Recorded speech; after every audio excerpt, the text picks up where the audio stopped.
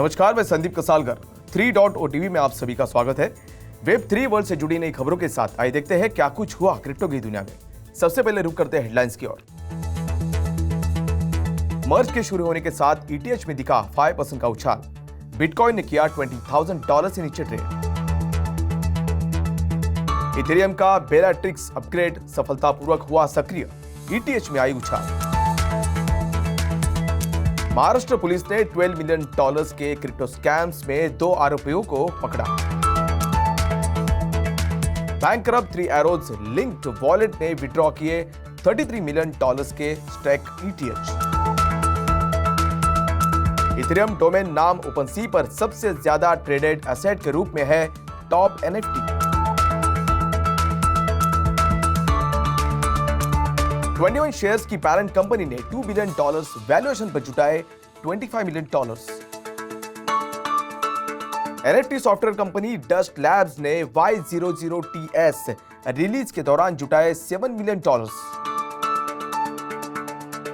Dubai और Abu Dhabi बने globally metaverse में जाने वाले पहले शहर।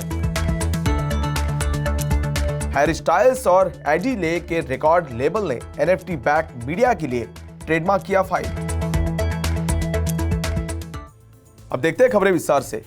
मंगलवार को उच्च स्तर पर क्रिप्टो करेंसीज को ट्रेड करते हुए देखा गया, जबकि बिटकॉइन को $20,000 के की लेवल को फिर से छूने के लिए संघर्ष करते हुए देखा गया, क्योंकि सभी का ध्यान हाल के समय में इथेरियम की तरफ शिफ्ट हो गया है।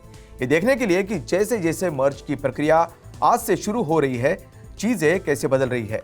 ऐसे में आज पिछले 24 घंटों में 0.10% की बढ़त के साथ $19,770 पर ट्रेड करते हुए देखा गया। इथेरियम इकोसिस्टम 13 और 15 सितंबर के बीच अपने अपकमिंग मर्ज के साथ साथ इसके नए प्रूफ ऑफ स्टेक प्रोटोकॉल के कारण मार्केट पार्टिसिपेंट से बहुत ज्यादा ध्यान आकर्षित कर रहा है, जिसके कारण बिटकॉइन डोमिनेंस रेट यानी BTCD गिर रही है। 2018 की शुरुआत से इसका सबसे निचला स्तर 38.2% रहा है, जबकि इथेरियम डोमिनेंस यानी ETH करंटली में 20.4% है, जबकि ETH ने पिछले 24 घंटों में 4.6 की बढ़त के साथ $1,650 पर ट्रेड किया। इथेरियम के लिए बेलाट्रिक्स अपग्रेड मर्ज होने से पहले फाइनल अपग्रेड में से एक है, जो लाइव हो गया है। बेलाट्रिक्स द मर्ज की दिशा में एक महत्वपूर्ण कदम है, जिसके 13 से 15 सितंबर के बीच होने की उम्मीद है। अपग्रेड मर्ज के लिए चेन तैयार करता है। बेलाट्रिक्स ये सुनिश्चित करता है कि वैलिडेटर्स अपडेटेड बीकॉन ब्लॉक्स को प्रोड्यूस कर सकते हैं, जो कंसेंसस लेयर और प्रूफ ऑफ वर्क लेयर को मर्ज करने के लिए डेटा होल्ड करता है। मर्ज सिर्फ पेरिस अपग्रेड के दौरान होगा, जिसके 15 सितंबर के आसपास होने की उम्मीद है। सक्सेस अपग्रेड ने इथेरियम के नेटिव टोकन को $1,680 इंट्राडे ट्रेडों में पुश किया। महाराष्ट्र पुलिस ने 2 लोगों को क्रिप्टो स्कैम चलाने के संदेह में गिरफ्तार किया है, जिनके बारे में माना जाता है कि उन्होंने $6 मिलियन से $12 मिलियन के बीच 1,400 से ज्यादा इन्वेस्टर्स को धोखा दिया है। इकोनॉमिक ऑफेंसेस विंग यानी EOW के एक इन्वेस्टिगेटर के अनुसार पुलिस ने रितेश दिलीप कुमार सिकलीगर उर्फ पंचा और मोहन पाटिल नाम के एक एजेंट को गिरफ्तार किया है, जिसने इस प्लान में देश भर के ग्राहकों को लुभाया था। इस योजना में बड़े पैमाने पर रिटर्न के वादे के साथ इन्वेस्टर्स को लुभाना शामिल था। बताया गया था कि जितना ज्यादा इन्वेस्ट किया जाएगा, रिटर्न्स की रेट उतनी ही ज्यादा होगी। SMP और मैजिक 3X क्रिप्टो टोकन के नाम थे। इनके लिए कोई एक्सचेंज लिस्टिंग नहीं थी। अब तक 24 इन्वेस्टर्स ने कहा है कि उन्हें टोटल 44 लाख रुपए का नुकसान हुआ है, जबकि जांच अधिकारी ने कहा कि पुलिस को उम्मीद है कि जैसे जैसे और लोग आगे आएंगे, संख्या बढ़ती जाएगी। माना जाता है कि एक wallet bankrupt hedge fund 3 arrows capital से लिंक्ड है, जिसने कर्व पूल से $33 मिलियन मूल्य के स्टैक ईथर या STETH विड्रॉ कर लिया है, जिसके बारे में रिपोर्ट में बताया गया है। सिंगापुर बेस्ड फंड ने रिपोर्टेडली कॉन्वेक्स से 200 बिटकॉइन, $4 मिलियन मूल्य के USDT और $4 मिलियन मूल्य के रैप्ड ईथर को भी रिमूव कर दिया है। एक ऐसा प्लेटफॉर्म है जो कर्व स्टेकर्स और लिक्विडिटी प्रोवाइडर्स के लिए रिवॉर्ड्स को बढ़ाता है। जुलाई में 3 एरोज ने बैंकरप्सी के लिए फाइल किया था, जबकि लिंक्ड वॉलेट 10 दिनों के लिए इनएक्टिव था, क्योंकि इसने $9 मिलियन मूल्य के रैप्ड STETH को अनरैप कर दिया है। NFT मार्केटप्लेस ओपनसी पर ENS डोमेन ने टॉप रैंक का दावा करने के लिए उस दूसरे सभी कलेक्शंस को पीछे छोड़ दिया है। इथेरियम नेम सर्विस ने पिछले 24 घंटों में बिक्री में 170% की बढ़त के कारण बोर्ड ऐप यॉट क्लब को 7 दिनों के वॉल्यूम स्पाइक्स में बेचा है। पिछले हफ्ते की तुलना में ईएनएस ट्रेड वॉल्यूम में हफ्ते दर हफ्ते 43% की बढ़त दर्ज की गई, जो 2305 ETH या $3.76 मिलियन को पार कर गई।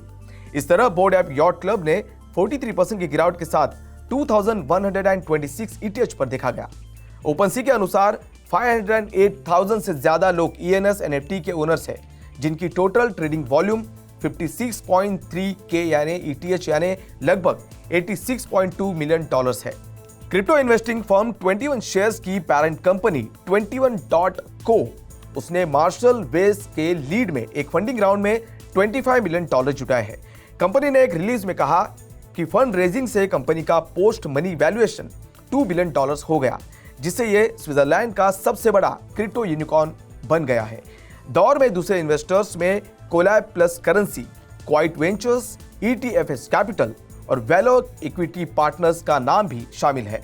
नई फंडिंग का इस्तेमाल की मार्केट्स में एक्सपांशन, प्रोडक्ट लॉन्च और हायरिंग के माध्यम से विकास को गति देने के लिए किया जाएगा। 2018 में स्थापित इन्वेस्टमेंट फर्म अब crypto currency exchange traded products यानी ETPs का दुनिया का सबसे बड़ा इश्यूर है। Non fungible token and NFT software company dust labs ने सोमवार को अपने Solana base Y00TS NFT minting के लिए पैंडेमोनियम के दौरान घोषित $7 मिलियन फंडिंग राउंड को जुटाया है। राउंड में पार्टिसिपेंट्स में Foundation Capital, Solana Ventures, Metaplex, Jump, FTX Ventures और चैप्टर 1 का नाम भी शामिल है।